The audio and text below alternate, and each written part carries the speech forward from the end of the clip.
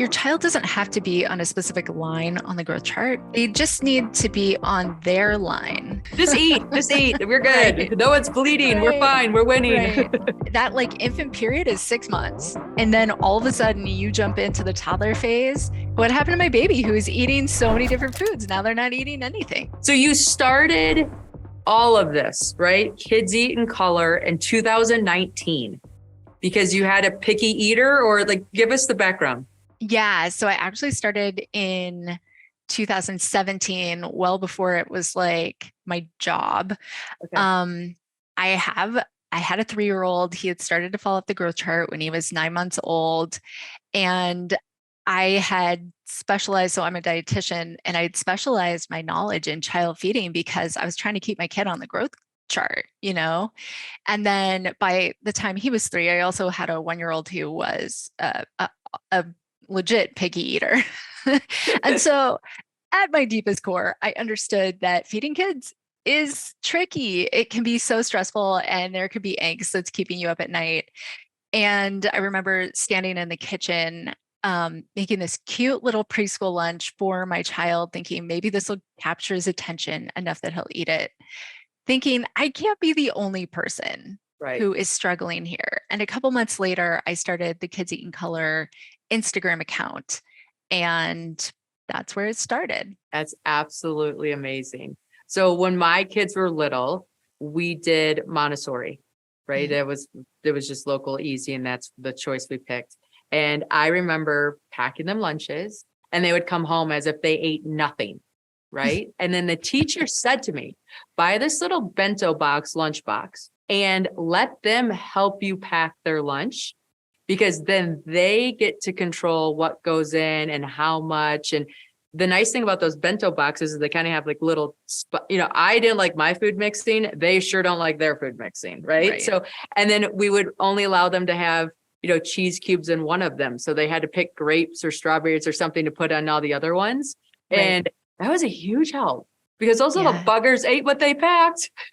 Right. That's amazing. I mean, one of my kids, you would say, hey, do you want to help me pack your lunch? And he'd be like, no.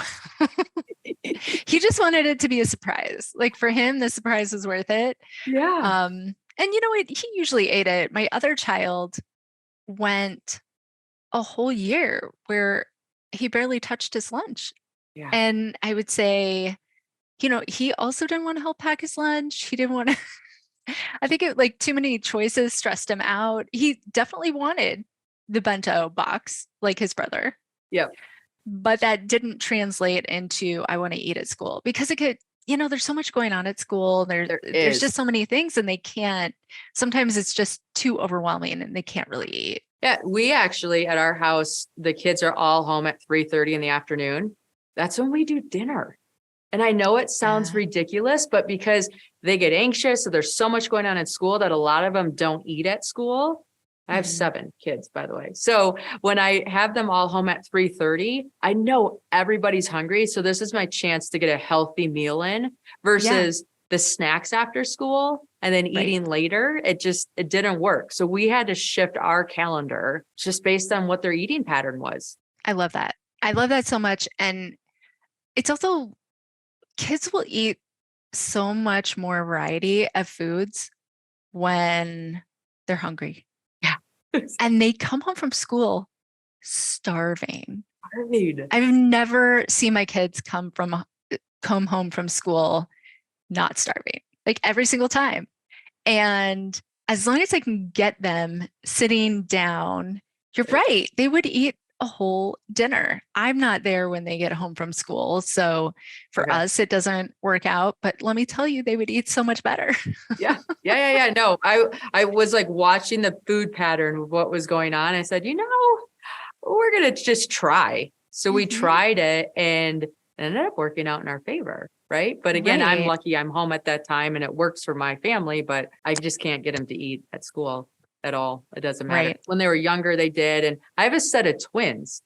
So the interesting thing with watching twins eat is that sometimes one eats and sometimes one doesn't, it could be months where I have an eater and I have a non-eater. And it's hard not to compare them and being like, hey, are you eating enough? Are you doing enough? Or what's going on? But the doctor just kept reminding me, you have kids that have the same birthday. They're Mhm. entirely different children. Treat them as Yeah. different children. They just have the same birthday. And that was great advice that allowed me just to relax about it. Yeah, that's so good. I know sometimes pediatricians can kind of get worked up with some parents, but I always remind them like, if your child doesn't have to be on a specific line on the growth chart, they just need to be on their line, which could be different. And I'm sure maybe with twins, I don't know, I don't have them, so I'm not completely well versed. And I know they can be on different lines and maybe they're a little closer than others. I don't know. But at the end of the day, they are. All the kids are separate. You might have one child who's at the 95th percentile and one that's at the 50th. I remember my mom always saying, I have a small, medium, and large kid for the first three. And of course, by the second or the last two, she, didn't even, Right. why even talk about the growth chart? Just eat. We're good. Right. No one's bleeding. We're Right. fine. We're winning. Right. But another thing that you said really made me think, you said you watched your child's eating patterns. And I think something that we have as parents and often, especially as moms, is we watch our kids. We care and we watch. And let me tell you, when I had a child who didn't eat enough, I watched and I watched and I watched, and I could tell you exactly what the size of the largest meal he would eat in a day was. And that was 1 cup. And I saw it and I knew he had only one meal like that. And so I made sure that he had a cup of food at all of his breakfast, lunches, and dinners because I never knew what meal or snack would be the one where he would actually eat a cup of food. And so I, being a geeky dietitian, I was like, okay, how many calories can I pack into 1 cup of food? But at the end of the day, parents often say, how much should my kid be eating? And, at the end of the day, you have to watch and see how much is your kid eating because they're the only ones who are going to be able to tell what's going on inside and how much space they have in there and whether they're constipated and like all these different things that would affect their appetite. They're going to know. But at the same time, you're going to know how much is the most they're going to eat, how much is the smallest amount they're going to eat. And you can work with that once you understand it. So you knew that your kids were going to eat the most at 3:30 in the afternoon. Right. You knew that. And you were like, okay, I'm going to actually rearrange my life to make this happen. But and that's what ended up being good for your family. Yeah.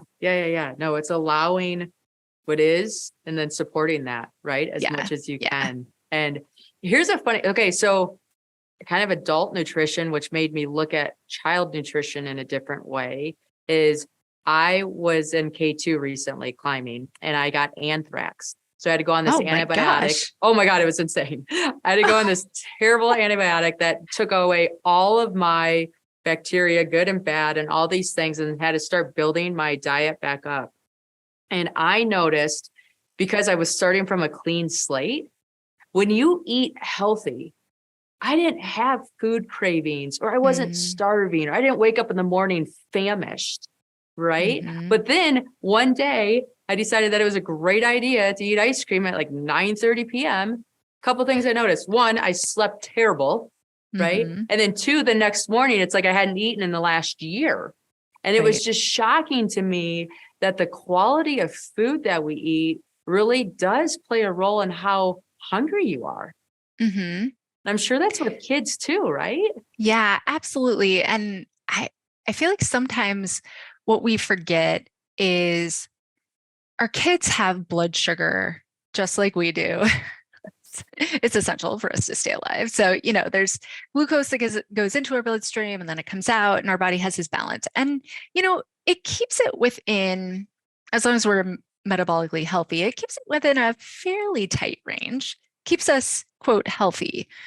But if your child is only eating processed foods, yes, they're going to keep it within a somewhat normal range, but you might notice that their blood sugar goes up after they have candy, or doesn't mean they're going to be hyper. And that's another conversation. Sugar doesn't cause hyperactivity, but it's going to go up. You're not necessarily going to see anything, but then it's going to come down really fast. And when it goes down really fast, your child is going to get really hungry because they want to get that blood sugar back up. They're going to really grumpy and fussy and all those things. And then they are going to want to eat the thing that is going to bring their blood sugar up absolutely the fastest. And that's Sugar. going to be something like more highly processed foods. Now, it doesn't mean that these foods are bad, that your child should never eat them, that you should never eat them, But like you said, what you learned is eating ice cream at 9 o'clock at night did not leave you feeling your best. And, the same in my family, the rule is like, no, you're not allowed to eat candy for breakfast. I am telling you, I can't take my kids if they have candy for breakfast. And now this is never an endorsed activity, but it happens sometimes. And it just reminds my kids know they're going to get a lecture if they eat candy first thing in the morning. So sometimes, and you'll see that with ourselves, like if the more your blood sugar is up and down and it's not kind of in this somewhat steady state, and normal up and down is normal and healthy, but it's not going kind of further up and further down. The more fussy and the more you're gonna kind of crave the fast food and all of that. So that's one of the reasons that I kind of recommend to parents that they serve the ice cream or the candy alongside a snack or a meal or something like that. One, it kind of takes it down a notch in terms of excitement because, Hmm. yeah, you served it on a plate with broccoli. So it just takes away some of that, like, oh my gosh, it's so amazing when it's next to the rest of the meal. And then also, it does help their blood sugar. It helps keep them more stable. Yeah, no, I like that. So I am a culprit of being negative in the breakfast time every once in a while. We have a family tradition where we do cake for breakfast because on birthdays, that's when everybody's home, right? We have soccer games and practices and this, that, and the other thing. So they know when it's a birthday, we have cake for breakfast. And sure, I know it's not the best dietary thing, but I feel like your website and really your mission is that's one aspect. We Oh, need to have yeah. a healthy mindset and a healthy relationship with food. And if we know this is a special thing, and even though it's not the best thing for us, that's actually more important than sticking to these rigid rules and following these along, because then we're losing ourselves in the process. And when I've been reading through all the things that you've been posting, that's probably one of the consistent messages that I think you give all of us permission to do. Oh, absolutely. And to have a tradition like that, that's so special and unique to your family. I mean, you can't beat that. And I feel like it far outweighs any sort of blood sugar issue. And for sure, my kids have had cake too. And I put cake in a different category than like straight up candy. At least I mean, it's a lot like bread. There's an egg in Um, there. There's an egg in yeah, there. for sure. For sure. I don't have any judgment about a tradition like that. And, how many of us have had donuts and tea or coffee or, these sorts of things. I personally like good slice of pumpkin pie after Thanksgiving for breakfast. So good. But yeah, you're right. At the end of the day, you know what's best for your family. And you know what is going to be best for their emotional and physical health and all those different things and what's going to kind of pull your family together. And having that sort of connection and family tradition is just going to so far outweigh any sort of like, and our blood sugar went a little up and down. I mean, it just doesn't even compare. So when you start, like your resources are so deep and they're so relevant to, I mean, I know you're shooting for like kids from 0 to 10, but it still plays role in all of like adults too, right? So there's benefit Mhm. for all of us. How did you like start scaling and getting all this information and growing and answering these questions and getting to where you guys are today? Because there's a handful of nutritionists with you. Yeah, yeah. It's been so amazing to kind of build our what we call the health and development team, which is, we have a bunch of registered dietitians, an eating disorder dietitian, an infant and toddler dietitian, but we also have a pediatric gastroenterologist, and a psychologist, and our educator, our child development specialist, and some occupational therapists as well. The thing is as you kind of jump into feeding, there's so many different things. There's preventing eating disorders. There is thinking about the relationship between the parents and the children. There is the fact that children who are extremely picky can have sensory needs, and they're neurodiverse, and there's so many different things. I don't know everything about feeding kids. It's so complicated. I know a lot for sure, and I'm always learning more, but I needed to have a group of people where we could say, hey, let's co-author this article together. I just wrote an article about flavor training, which is kind of a new trend in infant feeding where you're exposing your infant to flavors very early on. Now, it's not new. It's in the research literature and it's been around for a while, but not that long. And not a lot of people know about it. But I wasn't just going to go out on a limb and say, okay, I've done all this research, and I've written the article about that. But I also need another specialist to review this and make sure it's clear and make sure they have the same interpretations of the research as well, so that we're providing something that is reliable, evidence-based, and that parents feel like is giving them more options and useful information. So in terms of building up the amount of information, I mean, it's one article at a time, right? Right. Right. You start and you keep going.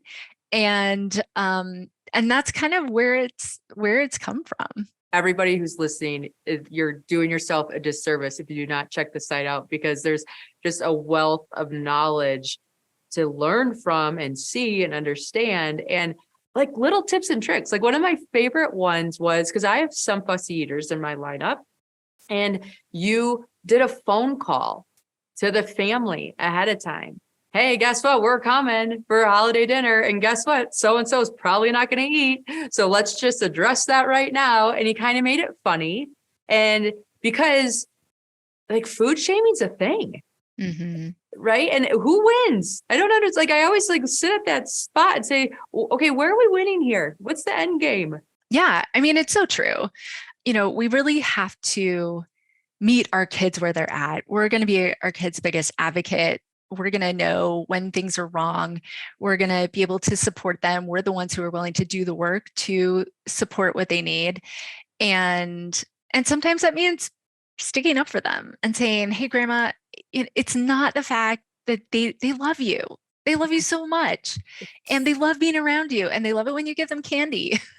Yes. Because grandma's going to give them lots of candy. Yes. But they're not going to eat this holiday meal because they only see it once a year. And it's new for them, and they're still learning to like it. So I'm going to bring some food that I know they're going to eat. That's going to help them have a really good time and to keep all the memories, happy. Because ultimately, I really want them to have a good relationship with you. And next year could be the year that they eat it. And, trying to both support our kids and stick up for them and advocate for them, and also considering the needs of our other relatives. Like grandma needs to know that you care and that you respect her and that you love her, and that the potatoes are still the best thing in the world, right? She needs to know that. And sometimes just kind of bridging that gap for them really goes a long way in making sure there is a open, positive, nourished relationship. And that's your whole holistic approach, because I was looking at one of the posts that you had, and it had, maybe it was rainbow cauliflower or rainbow or unicorn cauliflower. I don't remember exactly, but it must have had, did you have to use some kind of dye to make it so that it made it fun and colorful? Okay. How did this happen? So you can buy purple cauliflower. Okay. It's kind of a specialty item. So you may have to go to a farmer's market or like a specialty store. And then you sprinkle, you could steam it first. Okay. And then you could sprinkle lemon juice on it.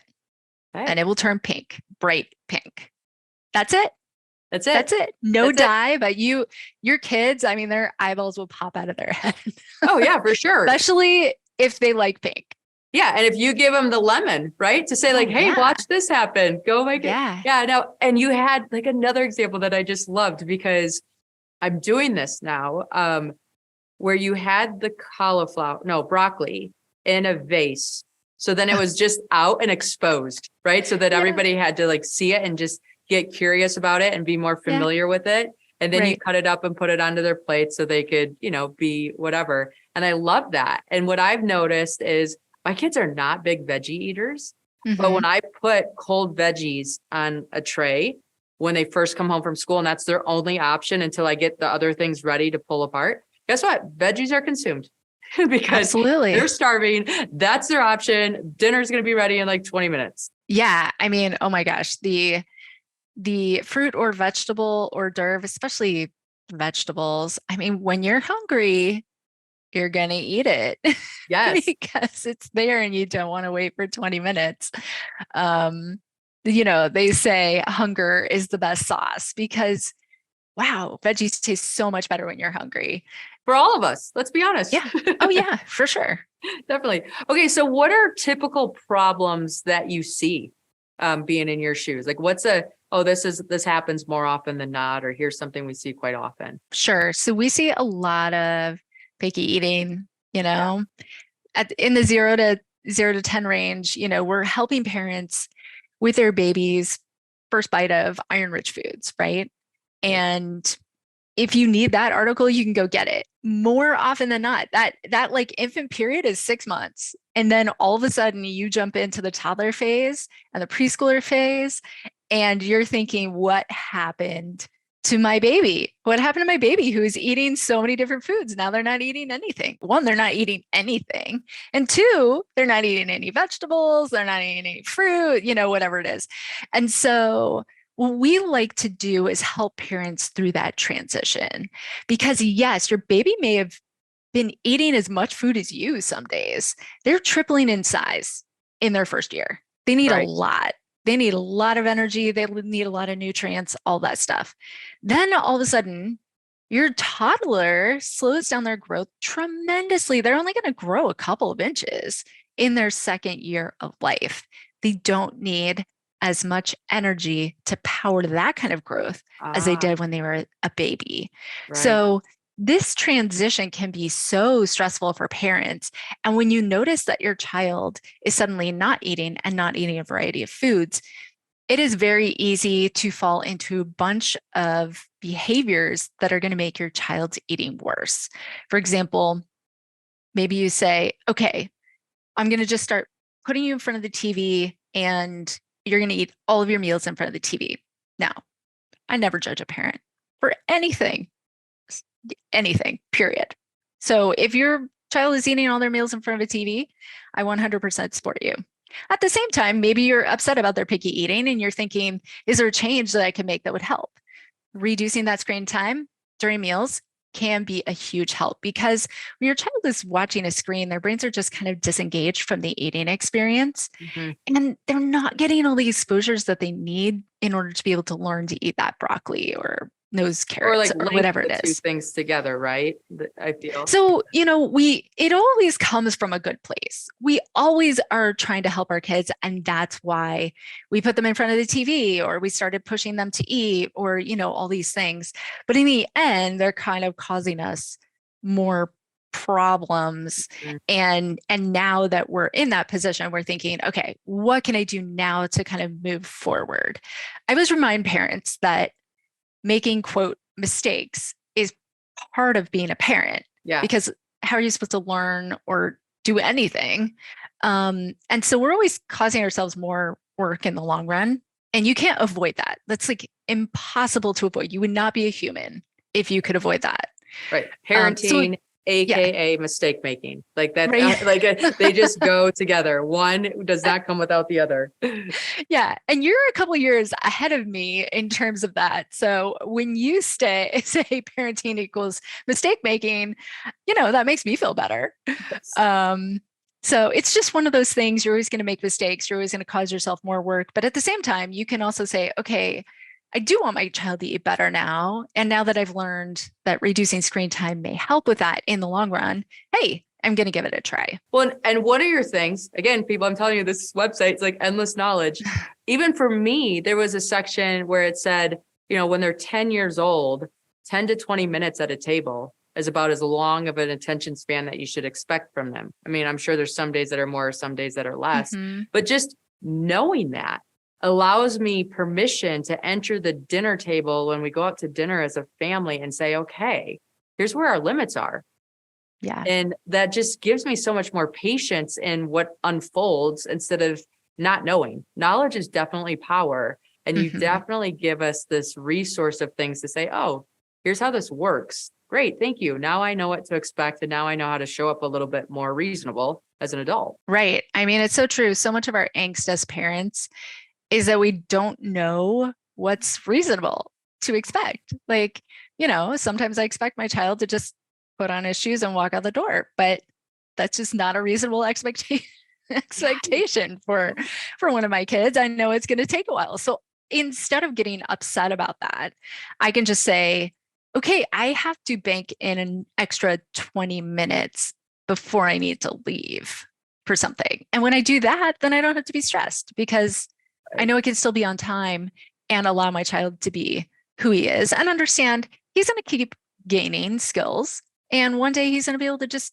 put on his shoes and walk out the door every single time. I know I'm always amazed that when I go to the airport by myself, how did I get through here so fast? Like, what's going on? Like, what happened? And then you realize like, oh, moving that many humans, even just through like the airport, all of it just takes time and it adds into all the pieces that are going on. Okay, my favorite hack of yours, because I'm like a huge sprinkles fan, is that when the kids are having a hard time eating, like throw a couple colored sprinkles on there because the bigger, I mean, you're getting a bigger win. I mean, it's not perfect, but it's not a zero-sum game. It's so true. I remember one person said something, left a comment on this particular reel and said something like, and you call yourself a dietitian. I was like, yeah, I do.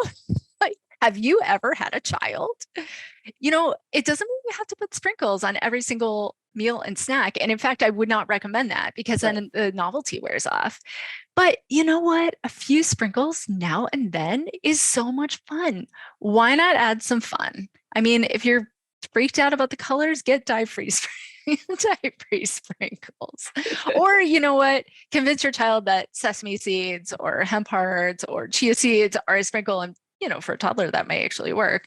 But eventually they're going to come to a point where they're like, I want it to be a little more exciting than that. Yeah, I know. I loved it. I was like, oh, that's so killer. Because I have friends that have kids that are younger that come over and you're trying to think, okay, what can make it fun or easy? But just even understanding that this is a new environment. So when it's a new environment, hey, guess what? They might not be as comfortable to eat as much as they normally do because they're processing all this new.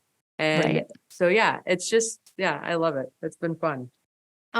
What are things, as they start getting older, and I have this problem at my own house, is they don't eat dinner because they kind of assume they're going to have a snack later. What do you do how do you handle that? Like snack time, meal time, don't postpone or don't save room for dessert type of thing. So there's a couple ways you can handle it. If the kids know dessert is coming, why not serve it with the meal? Yeah, right. You did that on one of those things. I love that. You don't have to. And some people get so offended when I suggest that. And I just remind parents, you never have to take any ideas that I put out there.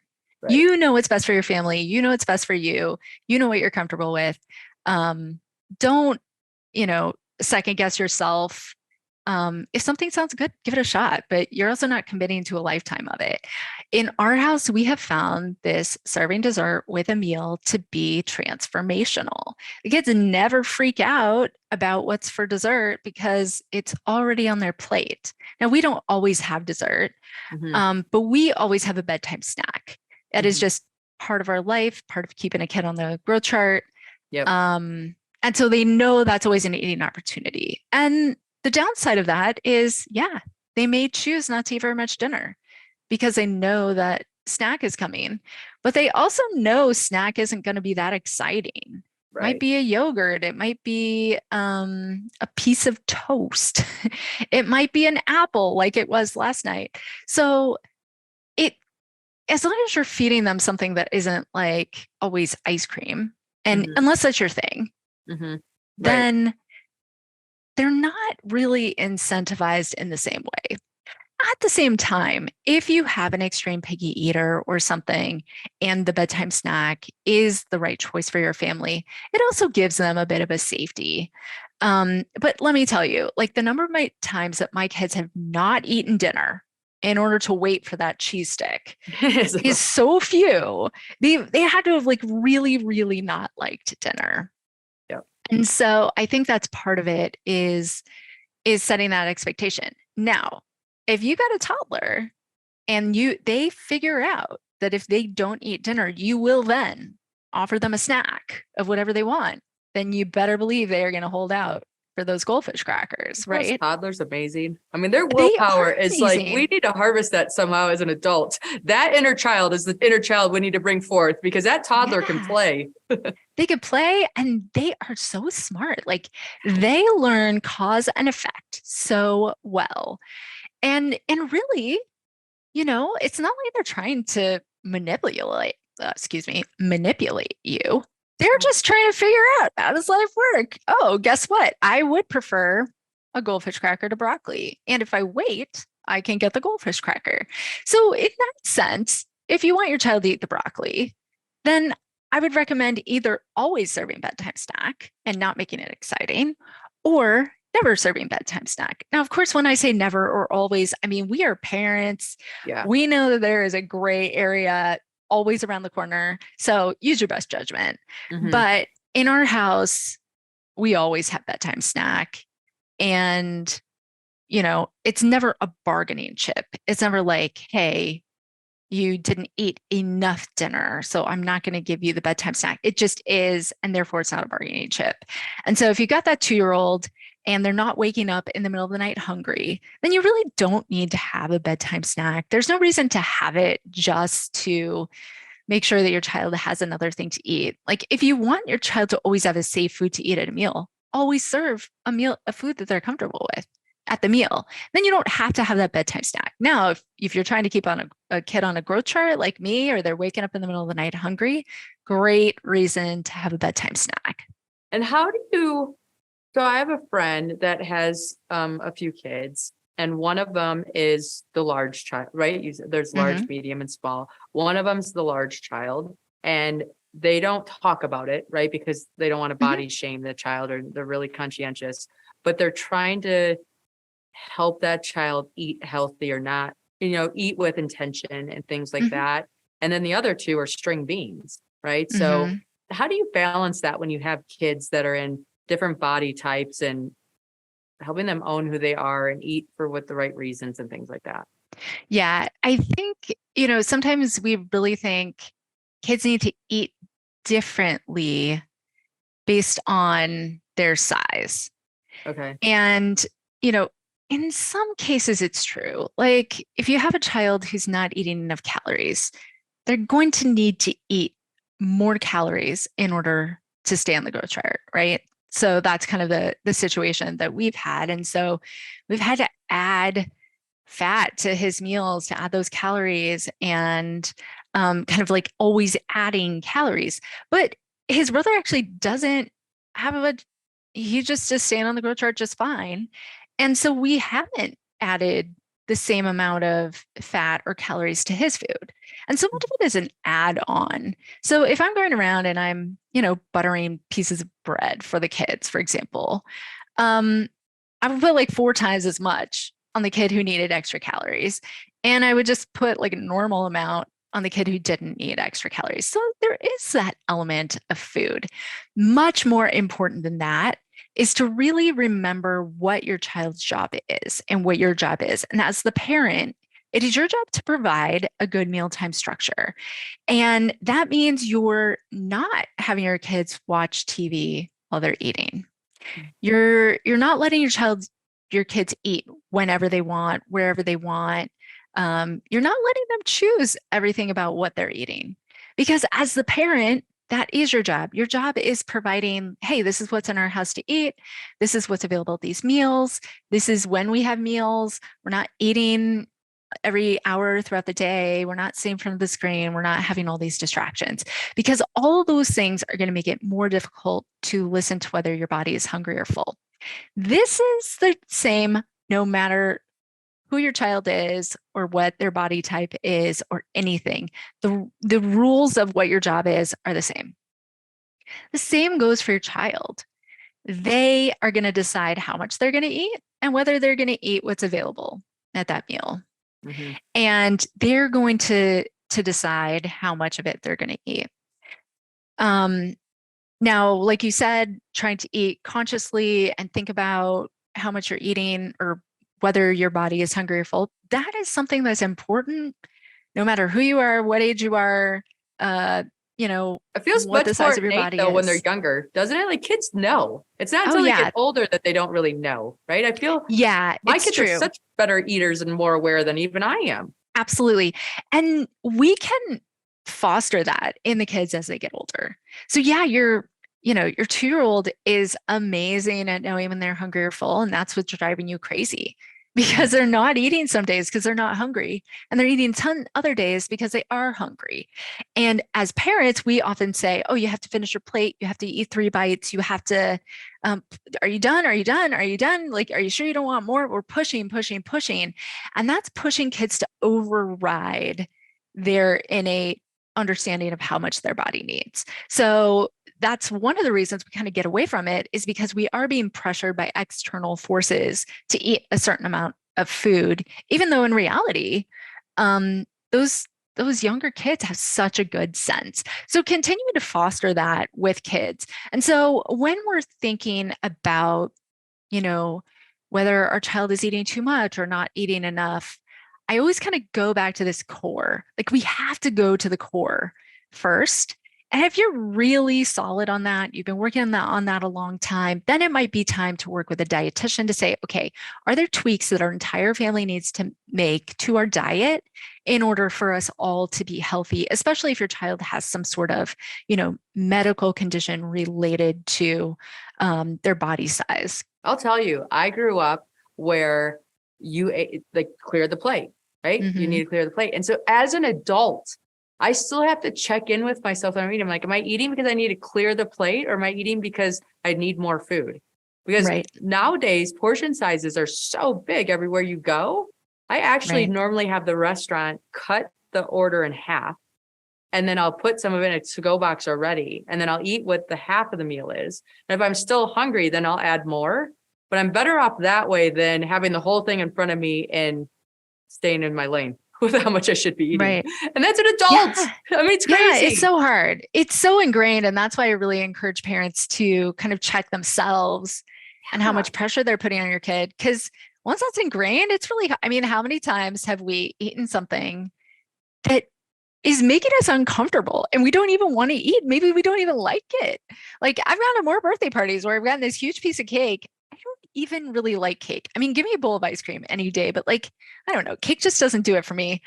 And I've eaten this whole enormous piece of cake and I feel sick all because I feel compelled to right. because of, how what cake was like when I was a kid, so it's one thing if you love the cake or you love the ice cream, like fine, but also I want to be able to choose. I really want to be able to choose if I want to eat a lot of something or a little of something. I don't just want to be compelled because 20 years ago someone was like, hey, you have to always eat the cake. Don't Right, waste that right, cake. right. You're not going to have cake for a Or it's while. rude, right? It's rude to not eat Yeah. everything on your Yeah. plate or all these silly things. Right. And it's interesting how culturally things are different. Right. Like I've Hmm. been in other countries where they keep putting food on your plate. And I said, I cannot have any more food go on this plate. And they're like, it's actually like you're supposed to leave food on your plate and hand it back Right. because that means you're satisfied with the service or food or whatever from the host. And it's just a bizarre thing. And when you start going into other cultures to experience their eating habits, it really starts having you reflect on your own, right? Like, Right. well, why do we do it this way? What's this Yeah. story? Why am I thinking this thought? It's so different. Yeah, it is different. Okay, so I did love, okay, on one of the things you had this little, I want to say it's like a pill box that we would use to make sure we're taking our medications that we're older, and you filled it with little snacks to go on an airplane. And Now, I mean, I have to pack snacks for me because otherwise I'll get into a crisis mode, starving, and then pick a bad choice. So I understand, like you plan ahead of time. Okay, what do you put in that? How did you pick it out? All that fun stuff, because I love that little hack that you have. Yeah, so I have a super active, well, two super active kids. And I always like to remind parents we don't want it to look like a pill box because we don't want kids eating pills, right? True. So, but yes, I did use a pill box for this. And I, my son's 14 months old. I'm going to be taking him solo across the country. And I start to feel that panic because this is one of the most active kids I have ever known in my life. He doesn't ever sit still, let alone for 6 hours trapped on an airplane. And I started, Googling like activities for kids on airplanes. And I wrote down every list and I planned out an activity for every 10 minutes of the entire flight. And one of these, I thought, oh my gosh, if I put snacks into a little box and he has to figure out how to flip open that lid every time, this is going to take him a lot of time to eat his snack. Because Genius. really for me, it was like, how can I take an activity he would normally do and stretch it times 10? That's You awesome. know, okay, let's say he wants to eat a Cheerio. How can I make this take a whole minute per Cheerio? And one of the ways that I did that is I created this little pillbox, that what I like to call his little airplane box. Yes. And it was a hit. Of course, he loved it. And I shared it on Instagram, in I want to say it was 2018. I shared, the two little boxes I made for my kids. And of course, people loved it because they were like, yes, I want to do that. Of course, now like everybody's Everybody talking does about it. Yeah. these little boxes. But yeah, when you're desperate, you need your child to be sane for 6 hours and they're not going to be, you can be very creative. And I like how you had like all different types of things in there. I don't know, even like there's like maybe chocolate chips or M&Ms or something or whatever. You had a treat one where when we think of diet and nutrition, we want it to be lifestyle. Like, I feel like Mm-hmm. diet has such a bad energy around it almost, right? It's almost like Mm-hmm. diet means restrictive, but it's really not. It's just like, what is our eating pattern? What do we eat? And in my family, it means we eat everything. There's not a lot of things that we categorically don't eat, and for some families they're like, hey, we got allergies, we don't eat these foods, or, we follow a vegetarian eating pattern, or, there's all sorts of different eating patterns like are going to work for different families. And, for us, it means, yeah, well, M&Ms are going to show up in your airplane box. And, my son yesterday made, he and my other son, little snowman toast, which was like toast with peanut butter on it and chocolate chips and sprinkles. I love it. That's awesome. Yeah. Mom, it needs sprinkles. The chocolate chips aren't enough, Right. right? He just, no, chocolate. Now it was like two eyes and then like four little Yeah. buttons down the front. So the fewest number of chocolate chips I've ever seen on his famous chocolate chip toast. That's awesome. So it was fine to add the sprinkles on top. Yeah. Okay. So I have daughters that are almost 10, and I am noticing their body awareness and comparing it. And then, you'll hear some of their little friends say things like, do I look fat in this? Or it's Mhm. just shocking to me that I had 5 boys first. So the boys are kind of clueless at some level so Mhm. far. So I've been happy about that. But my daughters are already talking about this body image thing and linking it to food and am I fat and all this. How do you handle those kind of conversations to keep them healthy and not discounting who their friends are? Because then I'm going to, gap myself between them and their friends. Yeah, this is it's so hard and it's so sad because we're swimming in this diet culture. I recently gave a talk about, you know, the way we talk about food can help prevent disordered eating among kids. And as I was doing some of the research for this, I came across quite a bit of research showing the rates of body dissatisfaction among preschoolers, 3 and 4 year olds. Wow. 20 to 70% What? in various studies have established that 30 to 40% of boys and girls who are 3 to 4 years old are not happy with their body. They are either too big or too small. We're seeing 3-year-olds who are want to go, they don't want to eat the chocolate, it'll make them fat, or they think they need to go on a diet. They're just absorbing what we're doing. And, if we're parents and we're weighing ourselves in front of the kids, or we're saying we're fat, or we're saying we need to go on a diet to lose weight and make our body smaller, all these things, are affecting our kids. So when we have a 10-year-old and they're saying, hey, will this make me fat? We're hearing a couple things. We're hearing people in larger bodies are not okay. Mhm. That's what we're hearing. And gosh, weight stigma is just out of control. We're also hearing, I'm not okay with who I am. Right. And therefore, I need to do something. I need to restrict what I'm eating. I do think it's worth a conversation Yeah. with your daughter. And I don't know if it would necessarily be appropriate to talk to other kids, Right. but Right. I think having the conversation with your own child and just kind of opening it up and saying, "Oh, wow, I heard your friends say that." It's not like avoiding what they're saying is going to help anybody, No, right. you Exactly. know? And I heard my daughter said to her friend, well, my mom says food is fuel. I'm sitting there Yeah, like, because right. I'm training for these big adventures. So I always have to be conscientious of what I'm eating so I have enough fuel to do the next day's workout. Right. So it's a Yeah. very different topic in our house because I change my diet based on what my training plan is. Right. And Yeah. they look at it because I need to make sure that I carb load or I have more of different things. And Yeah. so it's just fascinating to me to see it with their friends and how it's just already there. I mean, it's there. Yeah. It's a conversation that Yeah. has to be had. And you lean into it more of just saying like, how do you feel about it? Or what are you thinking? And just leave it Yeah. open-ended at that age. Yeah, I think so. And I mean, you're the pro parent compared to me, right? but No. but I think, is sitting down and saying, "Oh, that's interesting." I remember reading a book that I grew up reading, loving. I read it to my kids, and it was as part of a series, and I was so excited. I read this book, and there was some really serious weight stigma in this book.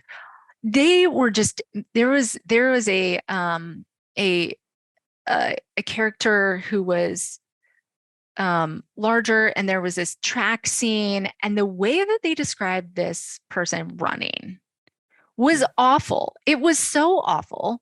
And of course, like you don't really realize what's happening until the words are coming out of your mouth, till you're reading them. And you're like, okay, I got to stop. I have to stop reading this and say, wow, that's interesting. I wonder why they are talking about this person's body in this way. Why do you think? And just kind of like starting the conversation said, oh, it's really interesting that they're making fun of this person just because they're big and they have fat. Um, and I think also a conversation that I've had with the kids is because, I'm slender, and so in our family, it's not the norm to have a lot of fat. And Mm-hmm. so, but of course, as we're out, people are all shapes and sizes, right? And I remember we were out hiking, and my son, who, I don't know, he was like 5 at the time or something, was like, I'm trying to remember what he said, something like, why is that person so fat? But he said it really loud. And I was just like, he didn't mean it in Right. It wasn't any negative. It way was a other than legit like, question. oh, Right. that's interesting. Why? And of course, knowing the effect that has in the weight stigma. And so, we sat down, had a conversation. Hey, when your body has extra energy, it stores it as fat. That's what fat is. Fat is having extra energy. And then he went on his way because there's nothing wrong with that. There's nothing bad about that person. It's just the fact that they have extra energy stored. And, I've put that idea out on Instagram before. And oh my gosh, people have gotten so up in arms. Like, why would you talk about fat neutrally? Like, because it is neutral. It's stored energy. Like, why does that make you uncomfortable for me to talk about it from a clinical, factual perspective? And or to bring up with my kids, you know? when other people say this, it's interesting how they're saying bad things, but I think we have to sensitize our kids to stigma, and we have to tell them what fat actually is. And, it's almost like they were like, well, but it's associated with health risks. Like, okay, so is drinking alcohol, but you're drinking alcohol. So like, I'm Right. not, I'm Right. Right. not on Right. you for Right. that. So yeah, I think talking to our kids factually, bringing it up. Hey, your friend said, does this make me look fat? What do you think she meant by that? She's saying that it's bad to be fat. Like, oh, that's interesting. Where does that come from? What does that mean for people? Does that mean she's bad? What about your other friends who are fat? What does that mean? Why is fat a bad word when it means that a person has extra fat on their body? I like that approach of just keeping it open-ended and letting them be curious about it, because a lot of times it's giving them the space to even explore what it means versus just internalizing it and piling it onto something before. That pause is just a little break and saying, oh, wait, what does this mean? Why am I saying this? Or why are we talking about this? So no, I like that. Right. I appreciate that. Okay. So this episode was amazing because there's so much things, and food's a part of all of our lives, and making sure that we're making healthy choices and building a healthy relationship with food. So tell our listeners how they can follow and learn more about all that you're putting out into the world. Sure. So if you want to learn more from feeding your baby that first bite of iron-rich foods through toddler eating, elementary age nutrition, the Learning Center on the Kids Eat in Color website, kidseatincolor.com is the place to go. And if you want kind of like that daily dose of information that's going to help you feel like you're successful today, and also if you want some ideas, you have something to try, Kids Eat in Color, you can follow us and get all the fun posts and reels and all that fun stuff. Oh, and they're funny, they're fun, they're entertaining. And on the website, there's like recipes and there's strategies of the questions that I've been asking today. They've been addressed on the website in article format. And a lot of the stuff is like infographic, which I love. Like one of my favorite infographics that you need to go on the site and see is how you talk about food at a preschooler age, and then like 3 to 5-year-old and 6 to 7-year-old. And as they get older, and the different details so that they become more informed, but it's at their comprehension level. I like that a lot. That was really helpful. Yeah. So fun. Well, thank you, Jennifer. It's been a pleasure to have you, and we will continue to follow and learn all these healthy little tricks. Yeah. Thank you so much for having me.